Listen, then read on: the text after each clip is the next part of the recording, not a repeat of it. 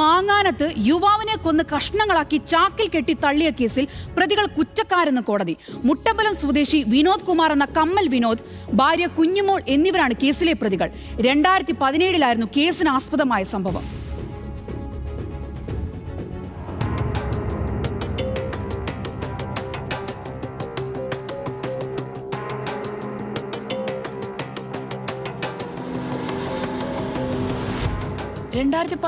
August 23 നടന്ന കൊലപാതകം. പയ്യപ്പാടി മലക്കുന്നം സ്വദേശി സന്തോഷ് ഫിലിപ്പിനെ കൊന്ന് കഷ്ണങ്ങളാക്കിയ ശേഷം ചാക്കിൽ കെട്ടി പലയിടങ്ങളിലായി ഉപേക്ഷിച്ചെന്നാണ് കേസ്. പ്രതികളായ മുട്ടമ്പലം സ്വദേശി വിനോദ് കുമാർ എന്ന കമ്മൽ വിനോദ്, ഭാര്യ കുഞ്ഞുമോൾ എന്നിവർ പ്രതികളാണെന്ന് കോട്ടയം ജില്ലാ സെഷൻസ് കോടതി കണ്ടെത്തി. സ്വന്തം അച്ഛനെ ചവിട്ടിക്കൊന്ന കേസിൽ പ്രതിയായിരുന്നു കമ്മൽ വിനോദ്.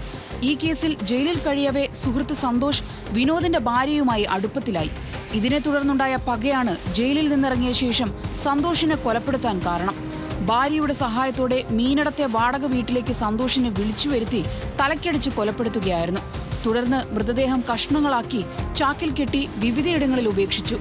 കോട്ടയം ഈസ്റ്റ് പോലീസാണ് അന്വേഷണം പൂർത്തിയാക്കി കുറ്റപത്രം സമർപ്പിച്ചത്. രക്തക്കറയുടെ പരിശോധനാ ഫലം, ഫോൺ സന്ദേശങ്ങൾ തുടങ്ങിയ ശാസ്ത്രീയ തെളിവുകൾ കോടതിയിൽ ഹാജരാക്കാൻ സാധിച്ചത് പ്രോസിക്യൂഷന് ഗുണമായി. കേസിൽ അടുത്ത ദിവസം കോടതി ശിക്ഷ വിധിക്കും. ന്യൂസ് മലയാളം, കോട്ടയം.